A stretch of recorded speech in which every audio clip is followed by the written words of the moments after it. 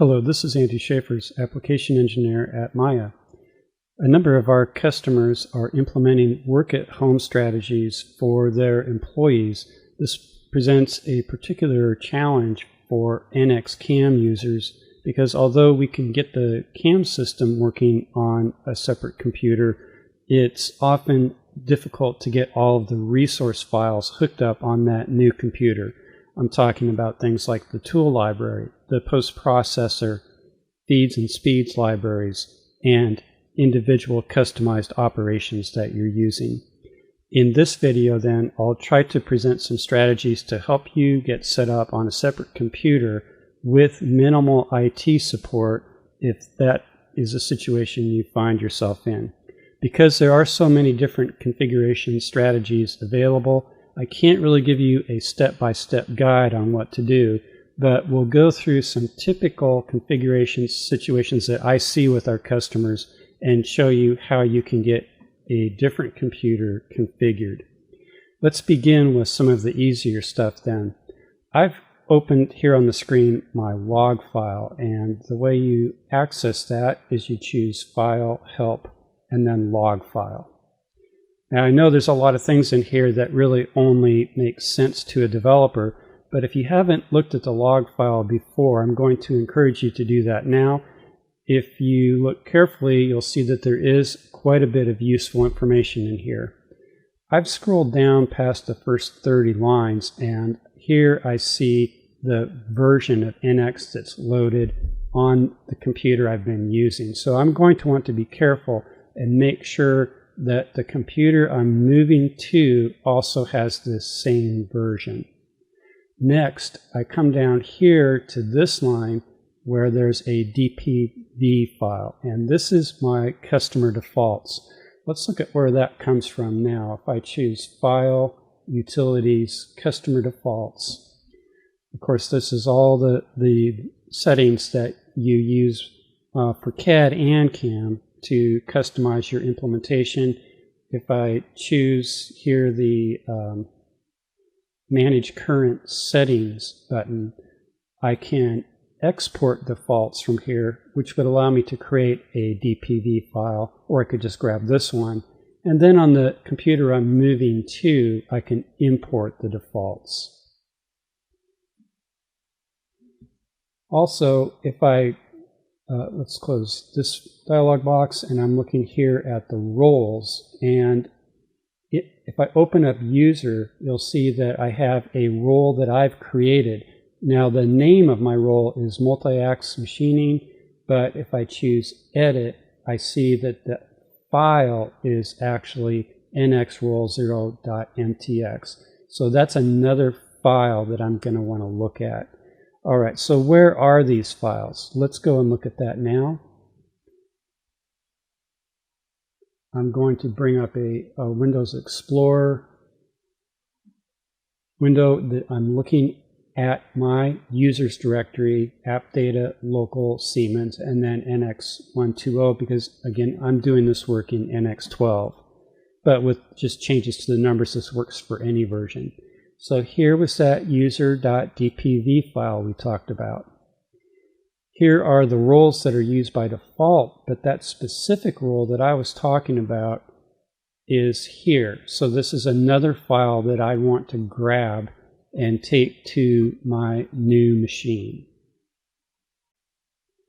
Let's return now to our original machine with NX12 and NX CAM loaded on it.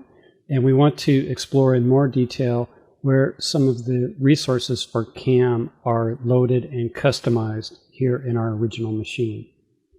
I should point out that my addresses will look probably a little different than yours. I support many versions of NX, and so I load them into C:/apps, where most of our customers are going to have C:/program files/Siemens, and then the version number. Otherwise, things should appear identical. As I start scrolling down, I want to look for the environment variables that are used specifically in CAM. And here's where they start. Here's my base directory, which is C:/apps nx12/mach. And as I continue to scroll down, I see everything is coming out of that mock directory until I get here. Here's an L/cam custom /tool English. Here's another L, and again, L is a server drive. And here's a third directory. So these are my English and metric folders where the tool database.dat files are located. And here is where the graphics or the parts and assemblies that make up my tools are loaded. So those three folders are customized.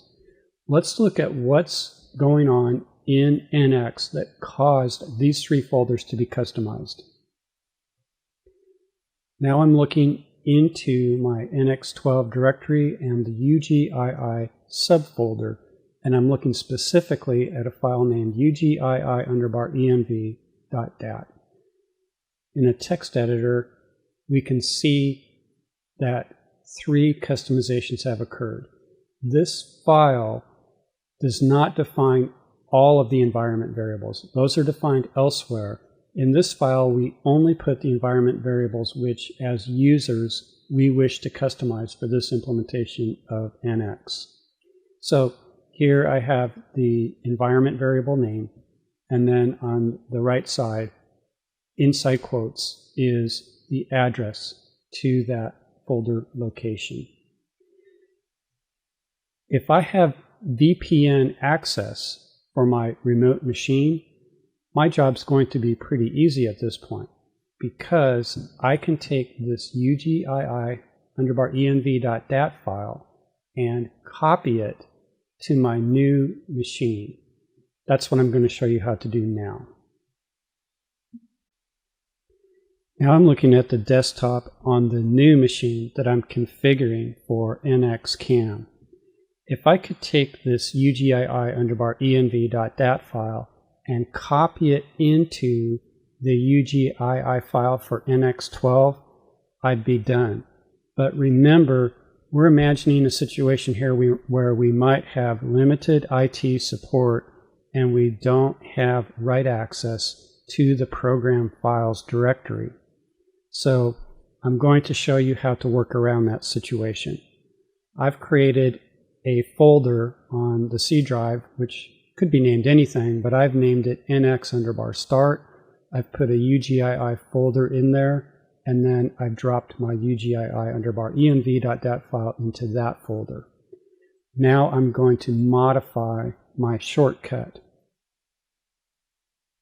Well, I'm not going to modify it. I'm going to make a copy and modify the copy.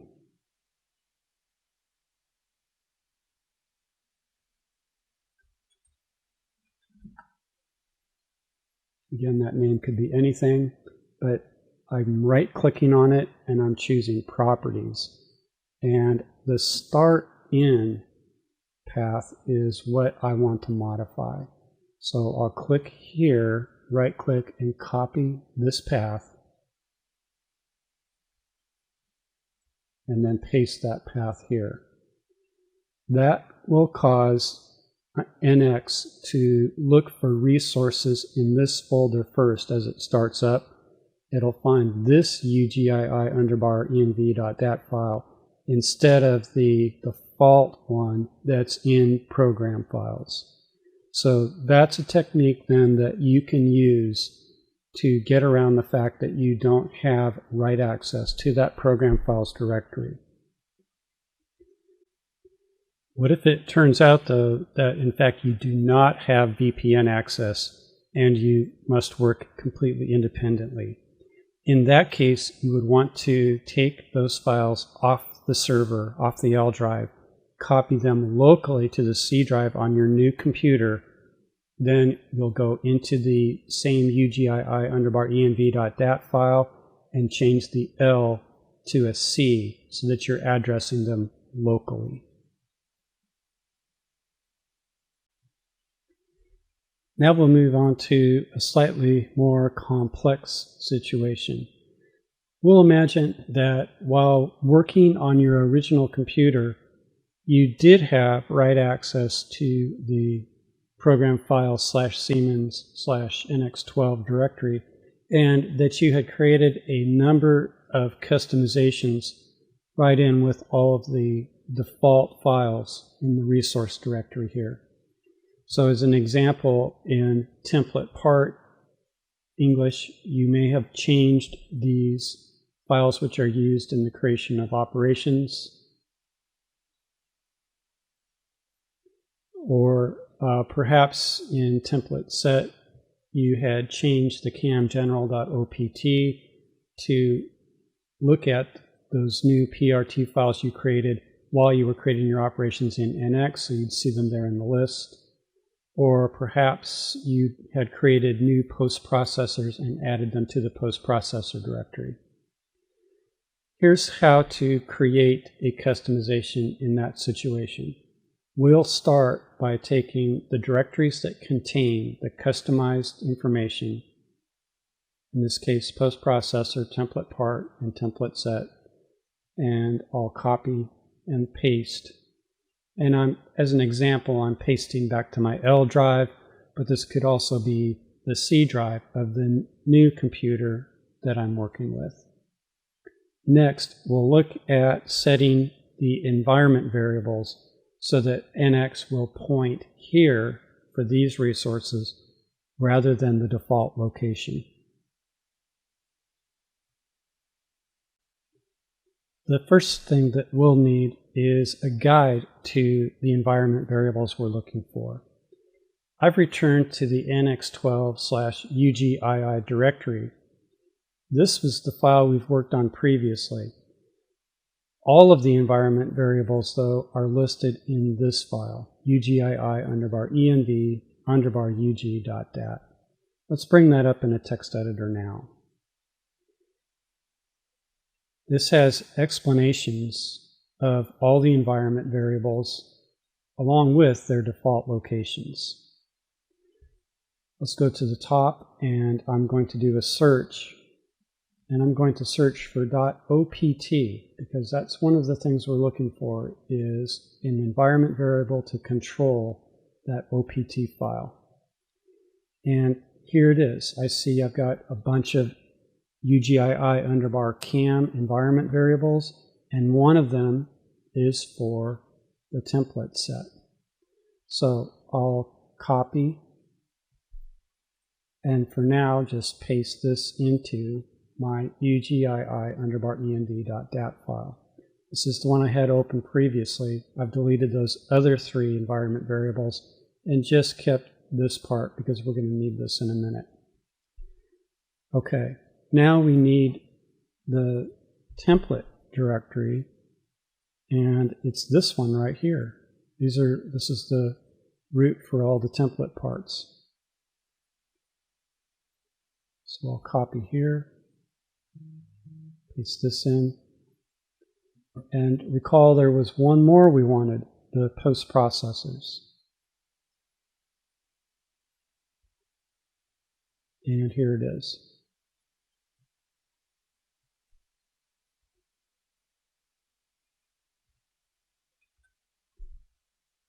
Okay, now we have a little bit of editing to do. The environment variables are defined on the left side, then there's always an equal sign, and then you have a path to their location. This variable here sends it to the default location. I'm going to move this over so we can see that we actually have three folders named post processor, template part, template set. So we have matches over here on the right side.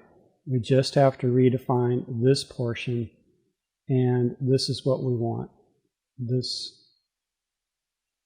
L:/cam custom. So I'm going to paste that into all three locations.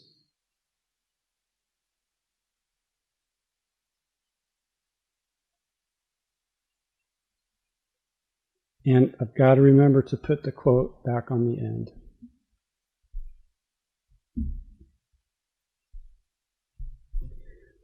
Remember, if you're testing your implementations, you'll want to close NX and then reopen it. It only reads this file once at the beginning. And I should have mentioned I've got to delete this or I would have had an error occur. Okay, that's our second scenario then. And once again, if you don't have VPN access, the thing to do is copy this CAM custom folder onto the C drive of the new computer you're configuring, and then where you see the L, change that to a C so that everything matches up again. You might wonder at this point, well, we had everything in the local directories on the old machine. Why not just copy all of those files into the same locations on the new machine? And theoretically, that would work. I don't recommend it because it's easy to miss something, and then if you get some odd error, it can be very difficult to track down. If you make a mistake with this technique, you can just put a £sign in front of one of your settings. That makes it appear like a remark, like these up here, and then it will no longer be interpreted. You can close NX, reopen it, and try it again. That helps you determine if you've made an error in your spelling or something, where that error is.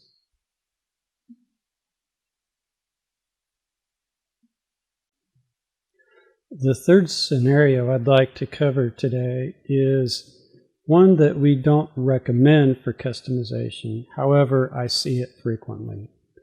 This customization is performed not by finding the individual folders where a company wants to customize resources, but rather they start by taking the entire resource directory out of NX and copying it somewhere on the server, and then pointing to it using that UGII file we discussed earlier. So if that is the situation you face, again, the reason it's not recommended is really two things. First is it's very difficult to keep this folder updated. If you switch or update your NX CAM, you really need to go through the entire resource directory and make sure all the files in there remain up to date with your current version of NX. It's quite a time-consuming task. If you don't, you can start getting odd errors and things occurring. The second reason is that if you have this off on the network, your CAM implementation as you're working is constantly going to be going out on the network for resources. That can really be a problem if you're trying to work from home and through VPN source this resource directory. So let's look then at the two situations where we do have to use the resource directory as our customization base.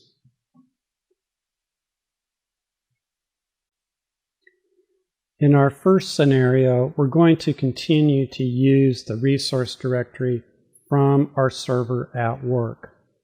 So we're kind of imagining that here as being the L drive, it's CAM custom, and then we've dumped the entire resource directory in there. Moving from there, we need to open our UGII underbar env.dat file on our new computer that we're taking home. And this is going to be the line we would use to reroute all of the CAM resources back to the L drive. And I probably should have mentioned this before, but whenever you write one of these resources out, you do need the backslash right before the quote sign. That's important. Okay, and where is the UGII underbar env.dat file? Well, on our new computer, remember it's going to be in NX start UGII, and that allows us to use our NX12 reroute.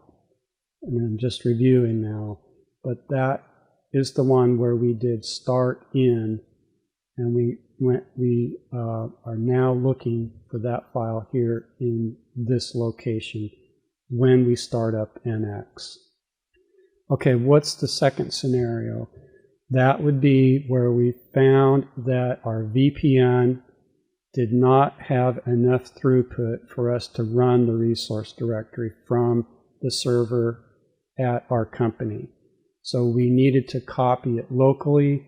I'm not actually going to go through all those steps, but instead of out on the L drive, it would be locally on our C drive, and then we just need to change this UGII CAM resource directory to C. At this time, I'm going to make a mistake. I'm going to remove the last quote, hit the save button, and let's try this just so we can see how to do error checking. So I've hit the reroute, and it gives us some pretty specific information here. It's saying that on line 19, which is right here, we're missing an ending quote sign. So it is going to some extent, check the syntax for you and try and give you specific information about errors that you've made. It's not going to catch all of your errors, though. For instance, if I somehow end up typing an extra letter in here, it will go ahead and make this environment variable for us. It just won't do anything for us because NX doesn't know what that environment variable would do. It isn't internally defined anywhere. So I always try and copy and paste my environment variable names rather than type them in. It just reduces mistakes. Well, I do hope that this video was helpful to you. If you have other suggestions that people could use or other ideas, please put them in the comments, and we might incorporate them into other videos in the future. Thank you.